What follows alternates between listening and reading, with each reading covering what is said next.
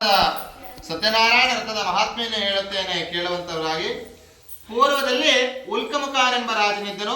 ಜಿತೇಂದ್ರಿಯನಾಗಿಯೋ ಸತ್ಯವಾದಿಯಾಗಿಯೋ ಒಳ್ಳೆಯ ಬುದ್ಧಿಶಾಲಿಯಾಗಿಯೂ ಇದ್ದ.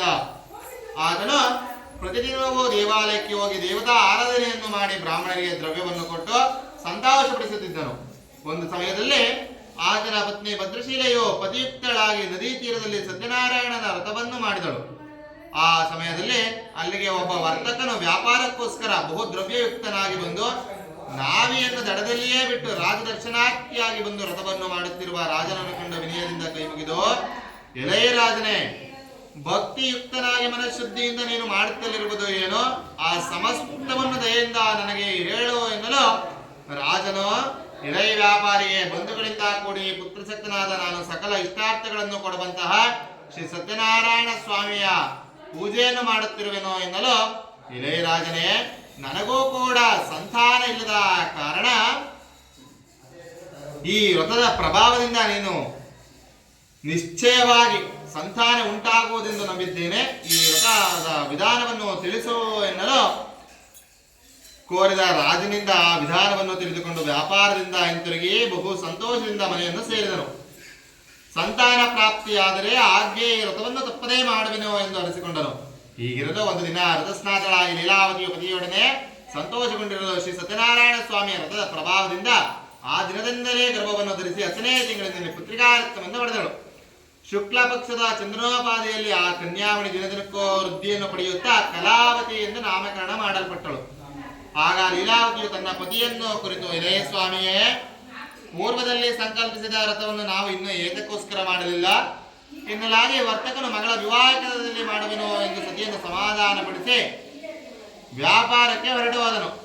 ಕಲಾವತಿಯು ವಿವಾಹದ ವಯಸ್ಕಳಾಗಲು ಮಗಳನ್ನು ನೋಡಿ ತನ್ನ ಆಪ್ತರೊಡನೆ ಆಲೋಚಿಸಿ ಅವರ ಧರ್ಮದ ಪದ್ಧತಿಯಂತೆ ಚಾರನನ್ನು ಕರೆದು ಜಾಗೃತಿಯಾಗಿ ಮಗಳ ವಿವಾಹಕ್ಕೆ ಅನುರೂಪವಾದ ವರನನ್ನು ಹುಡುಕಿಕೊಂಡು ಬರುವಂತೆ ಕಳಿಸಿದನು. ಈ ರೀತಿ ಆಜ್ಞಾಪಿಸಲ್ಪಟ್ಟ ಚಾರರು ಹೊರಟು ಕಾಂಚಾಣ ಎಂಬ ಪಟ್ಟಣದ ಒಬ್ಬ ವರ್ತಕನ ಕುಮಾರನನ್ನು ಕರೆದಂದರು. ಗುಡಾಢ್ಯನಾಗಿಯೋ ಸುಂದರನಾಗಿಯೋ ಬಾಲನಾಗಿರುವ ಆ ವರ್ತಕನ ಕುಮಾರನಾದ ವರನನ್ನು ನೋಡಿ ಆನಂದ ಚಿತ್ತನಾಗಿ ವರನಿಗೆ ತಮ್ಮ ಮಗಳನ್ನು ದಾರ ಎರೆದು ಕೊಟ್ಟರು. ಧನದ ಮದಾಂಧದಿಂದ ಕೂಡಿದ ಆ ವರ್ತಕನು ವಿವಾಹ ಕಾಲದಲ್ಲಿಯೂ ಕೂಡ ವ್ರತವನ್ನು ಆಚರಿಸಲೇ ಇಲ್ಲ.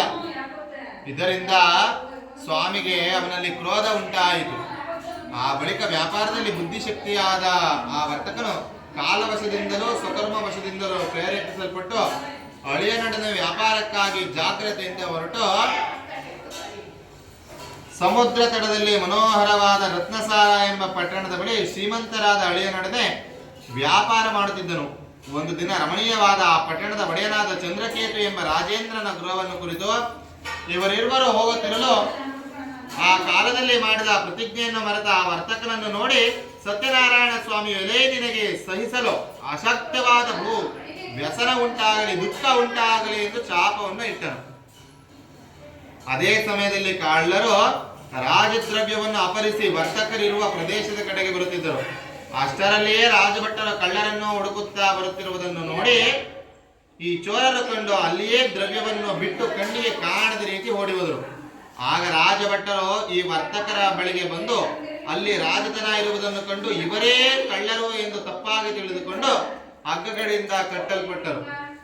ಕಳ್ಳರು ಸಿಕ್ಕಿರು ಎಂಬ ಸಂತೋಷದಿಂದ ಎಳೆಯುತ್ತ ರಾಜನ ಸಮೀಪಕ್ಕೆ ಕರೆತಂದರು. ಪ್ರಭುವೇ, ದ್ರವ್ಯ ಸಮೇತರಾಗಿ ಇಬ್ಬರು ಕಳ್ಳರನ್ನು ಬಂಧಿಸಿರುತ್ತೇವೆ, ವಿಚಾರಿಸಿ ಶಿಕ್ಷೆಯನ್ನು ಅಪ್ಪಣೆಪಡಿಸಬೇಕಾಗಿ ಹೇಳಲು ಬಳಿಕ ವರ್ತಕರಿರುವರು ವಿಚಾರಣೆ ಇಲ್ಲದೇನೆ ರಾಜನ ಆಜ್ಞೆಯಿಂದ ಹಗ್ಗಗಳಿಂದ ಕಟ್ಟಲ್ಪಟ್ಟು ಕಾರಾಗೃಹದಲ್ಲಿ ಇರಿಸಲ್ಪಟ್ಟರು. ಈ ಸತ್ಯನಾರಾಯಣ ಸ್ವಾಮಿಯ ಮಹಿಮೆಯಿಂದ ಇವರು ಆಡುವ ಮಾತುಗಳು ಯಾರಿಗೂ ಕೂಡ ಕೇಳುತ್ತಿರಲಿಲ್ಲ. ಚಂದ್ರಕೇತು ಎಂಬ ರಾಜೇಂದ್ರನಿಂದ ಇವರಲ್ಲಿದ್ದ ಸಂಪತ್ತು ಗ್ರಹಿಸಲ್ಪಟ್ಟಿತು. ಇದಲ್ಲದೆ ಸ್ವಾಮಿಯ ಶಾಪದಿಂದ ಇವರ ಮನೆಯಲ್ಲಿ ಹೆಂಗಸರುಗಳಿಗೆ ಬಹು ವ್ಯಸನ ಉಂಟಾಯಿತು. ಭಗವಂತನಾದ ಶ್ರೀ ಸತ್ಯನಾರಾಯಣ ಸ್ವಾಮಿಯು ಇವರ ಆಡುವ ಮಾತುಗಳ ಶ್ರೀ ಮನೆಗಳಲ್ಲಿ ಹೆಂಗಸರಿಗೆ ಬಹು ವ್ಯಸನ ಉಂಟಾಯಿತು. ಮನೆಯಲ್ಲಿದ್ದ ದ್ರವ್ಯ ಎಲ್ಲವೂ ಕೂಡ ಕಳ್ಳರಿಂದ ಅಪಹರಿಸಲ್ಪಟ್ಟಿತು. ಆದಿ ವ್ಯಾಧಿಗಳಿಂದ, ಹಸಿವು ಬಾಯಾರಿಕೆಗಳಿಂದ, ಅನ್ನಾಕಾಂಕ್ಷೆಗಳಿಂದ ವರ್ತಕರ ಭಾರ್ಯೆಯು ಅಪಾರ ಆಹಾರಕ್ಕಾಗಿ ಮನೆಗಳಲ್ಲಿ ಸುತ್ತುತ್ತಿದ್ದರು.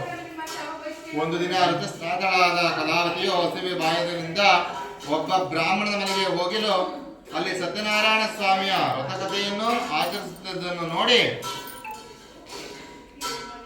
ಸತ್ಯನಾರಾಯಣ ಸ್ವಾಮಿ ವ್ರತವನ್ನು ಮಾಡುತ್ತಿರುವುದನ್ನು ನೋಡಿ ಅಲ್ಲೇ ಪೂಜೆ ಆಗುವವರೆಗೂ ಕೂಡ ಅಲ್ಲಿಯೇ ಇದ್ದು ಶ್ರೀ ಸತ್ಯನಾರಾಯಣ ಸ್ವಾಮಿಯನ್ನು ಹರಿಸಿಕೊಂಡು ಪ್ರಸಾದವನ್ನು ಭಕ್ಷಿಸಿ ರಾತ್ರಿ ಅಲ್ಲಿಯೇ ಉಳಿದುಕೊಂಡು ತನ್ನ ಮನೆಗೆ ಸೇರಿದಳು. ತಾಯಿ ಕಲಾವತಿಯನ್ನು ಕಂಡು ಅತಿ ಪ್ರೀತಿಯಿಂದ, ಮಗಳೇ, ರಾತ್ರಿ ಇಲ್ಲಿದ್ದೇ, ನಿನ್ನ ಮನಸ್ಸಿನಲ್ಲಿ ಇರುವುದು ಏನು ಎಂದು ಹೇಳು ಎನ್ನಲು ಕಲಾವತಿ, ಅಮ್ಮ, ಒಬ್ಬ ಬ್ರಾಹ್ಮಣನು ತನ್ನ ಮನೆಯಲ್ಲಿ ಇಷ್ಟಾರ್ಥಗಳನ್ನೆಲ್ಲವನ್ನೂ ಕೊಡುವಂತಹ ಸತ್ಯನಾರಾಯಣ ವ್ರತವನ್ನು ಮಾಡುತ್ತಿದ್ದದ್ದನ್ನು ನೋಡಿ ಅದನ್ನು ಅಲ್ಲಿಯೇ ನೋಡಿ ಅಲ್ಲಿಯೇ ಕುಳಿತಿದ್ದೆ ಎಂದು ಹೇಳಲು ಮಗಳ ಮಾತನ್ನು ಕೇಳಿದ ವ್ರತವನ್ನು ಮಾಡಲು ತಾನೂ ಯತ್ನಿಸಿದ ಬಹು ಸಂತೋಷಗಳನ್ನೇ ಬಂಧುಗಳಿಂದ ಕೂಡಿ ಸತ್ಯನಾರಾಯಣ ಸ್ವಾಮಿ ವ್ರತವನ್ನು ಮಾಡಿ, ಇದೇ ಸ್ವಾಮಿಯೇ, ನನ್ನ ಪತಿ ಅಪರಾಧವನ್ನು ಕ್ಷಮಿಸಿ ಅವರು ಮತ್ತು ಅಳಿಯನ್ನು ಜಾಗ್ರತೆಯಿಂದ ಕ್ಷೇಮವಾಗಿ ಹಿಂತಿರುಗಿ ಬರುವಂತೆ ಅನುಗ್ರಹಿಸಬೇಕೆಂದು ಬೇಡಿಕೊಂಡಳು.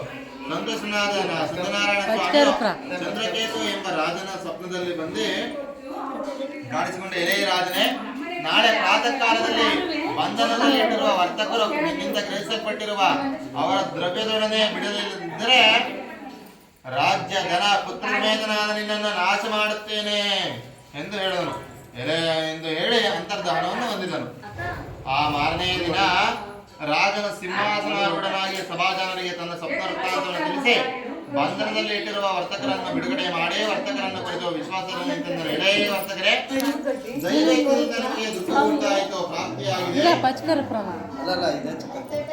ಇನ್ನು ನೀವು ಭಯಪಡಬೇಕಾಗಿಲ್ಲ ಎಂದು ಹೇಳಿ ಅವರ ಸಂಸ್ಕಾರಗಳನ್ನು ತೆಗೆಸಿ ವಸ್ತ್ರಾಭರಣಗಳಿಂದ ಅಲಂಕರಿಸಿ ಸಂತೋಷಗೊಳಿಸಿ ಪೂರ್ವದಲ್ಲಿ ಅಪರಿಸಿದ್ದ ಅವರ ದ್ರವ್ಯಕ್ಕೆ 2ರಷ್ಟು ದ್ರವ್ಯವನ್ನು ಕೊಟ್ಟು, ವರ್ತಕರೇ, ಸಂತೋಷದೊಡನೆ ಇನ್ನು ನೀವು ನಿಮ್ಮ ಸ್ಥಳಕ್ಕೆ ಹೋಗಿ ಬನ್ನಿ ಎನ್ನಲು ವರ್ತಕರು ರಾಜನಿಗೆ ನಮಸ್ಕರಿಸಿ ಸ್ವಸ್ಥಾನವನ್ನು ಕುರಿತು ತಿಳಿದರು.